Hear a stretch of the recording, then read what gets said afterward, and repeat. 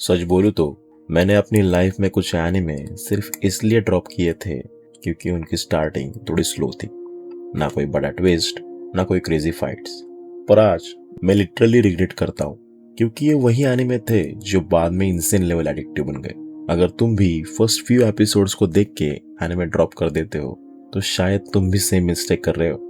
No spoilers, but trust me, आगे आने वाली लिस्ट इंटरेस्टिंग होने वाली है। ऑनेस्टली बोलूं तो स्टेन्स गेट शुरू में थोड़ा अजीब तो लगता। एक लैब में कुछ लोग हैं जो रैंडम एक्सपेरिमेंट्स की बातें करते रहते। हमारा मेन प्रोटैगनिस्ट ओकाबे खुद को मैड साइंटिस्ट बोलता रहता। शुरू में ये थोड़ा इरिटेटिंग भी लग सकता है। पहले 3-4 एपिसोड्स में ऐसा फील नहीं होता कि स्टोरी किसी क्लियर डायरेक्शन में जा रही है। ज्यादातर टाइम बस कन्वर्सेशन ही चल रही होती है। इसी वजह से मैंने भी इसे ड्रॉप कर दिया था। लेकिन जब मैंने इसे दोबारा स्टार्ट किया तब एक चीज समझ आई। स्टार्टिंग में जो भी हो रहा था वो बिल्कुल रैंडम नहीं था।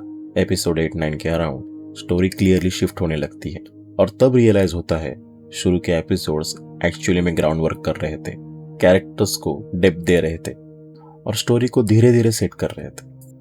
अगर तुम्हें फास्ट पेस स्टोरीज पसंद है तो स्टार्टिंग में थोड़ा स्ट्रगल हो सकता है, लेकिन पेशेंस रखोगे तो एक पॉइंट के बाद ये खुद तुम्हें आगे देखने पर मजबूर कर देता है और तब समझ आता है कि शुरू का स्लो पार्ट वेस्ट नहीं था।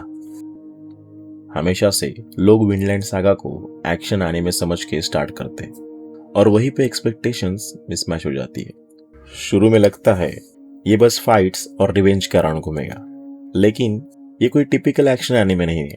हमारा मेन कैरेक्टर थॉरफिन रिवेंज के साथ जी रहा होता है, लेकिन उसे खुद भी अंदाजा नहीं होता कि ये रिवेंज उसे कहाँ ले जाने वाला है।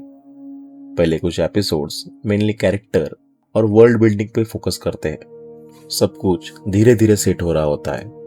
इस सब के बीच थॉरफिन सिर्फ लड़ना ही नहीं सीख रहा होता, सर्वाइव करना सीख रहा होता है। वो पेशेंस डेवलप करना सीख रहा होता है और सिर्फ एक मौके का इंतजार कर रहा होता है जहां वो अपना बदला ले सके। लेकिन जैसे जैसे स्टोरी आगे बढ़ती है एक पॉइंट पे रियलाइज होता है कि ये स्टोरी सिर्फ रिवेंज के बारे में नहीं थी। यह एक्चुअली दिखाती है बदला इंसान को अंदर से क्या बनने पे मजबूर कर देता है और वहीं से ये शो इमोशनली हिट करता है। ऑनेस्टली बोलो तो और टैक्सी का आर्ट स्टाइल देख के पहले मुझे भी लगा था कि ये एनीमे मेरे टाइप का नहीं होगा। कोई फ्लैशी एनिमेशन नहीं, एक्शन भी ऑलमोस्ट ना के बराबर है। मेन कैरेक्टर एक टैक्सी ड्राइवर है जो रोज अलग अलग लोगों को पिक एंड ड्रॉप करता है। स्टार्टिंग में सब नॉर्मल लगता है, रैंडम कस्टमर्स, नॉर्मल कन्वर्सेशंस, और यही जगह है जहां शो धीरे धीरे बिल्ड होना शुरू करता है। शुरू में लगेगा कि स्टोरी बस चल रही है, कुछ खास नहीं हो रहा, लेकिन धीरे धीरे एक चीज नोटिस होती है। जो लोग उसकी टैक्सी में बैठ रहे हैं वो सब किसी ना किसी तरह कनेक्टेड है। जो बातें रैंडम लग रही थी उनका एक्चुअली में मीनिंग स्टोरी में आगे पता चलता है। स्टोरी धीरे धीरे शेप लेने लगती है। फिर लास्ट का एपिसोड आते आते जब सब डॉट कनेक्ट होने लगते हैं तुम लिटरली सोचने पे मजबूर हो जाते हो कि ये सब इतनी देर से मेरे सामने था और मुझे समझ ही नहीं आया। अगर तुम थोड़ा पेशेंस रख सकते हो तो ये जेन्युइनली वर्थ है। शिन्सेकाई योरी ये शो थोड़ा अलग टाइप का पेशेंस मांगता है। शुरू में ये एनीमे कंफ्यूजिंग लग सकता है। एक आइसोलेटेड सोसाइटी है जहां बच्चे कंट्रोल एनवायरनमेंट में ग्रो हो रहे होते हैं। ऊपर ऊपर से देखो तो सब पीसफुल लगता है।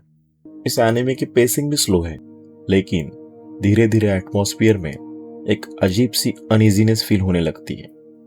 जैसे सब रूल्स फॉलो कर रहे होते हैं पर किसी को भी क्लियरली पता नहीं होता कि उन रूल्स के पीछे सच क्या है। स्टोरी मेनली साकी और उसके ग्रुप को फॉलो करती है जो धीरे धीरे अनकंफर्टेबल सच्चाई को डिस्कवर करती है और तब रियलाइज होता है ये वर्ल्ड उतना सिंपल नहीं है जितना शुरू में लग रहा था।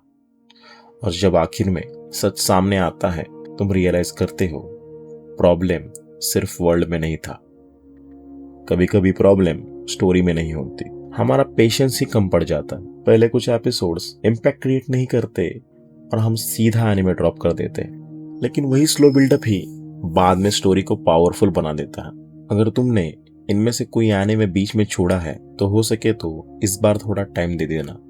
वैसे अगर तुम्हें ऐसे एनिमेज पसंद है जो दिखते कुछ और है और होते कुछ और, तो मैंने एक और वीडियो में ऐसे ही डार्क ट्विस्ट एनिमेस कवर किए हैं, चेक कर लेना। और ऐसे ही रिकमेंडेशंस के लिए प्लॉट सीकर को फॉलो करो। मिलते हैं नेक्स्ट वीडियो में।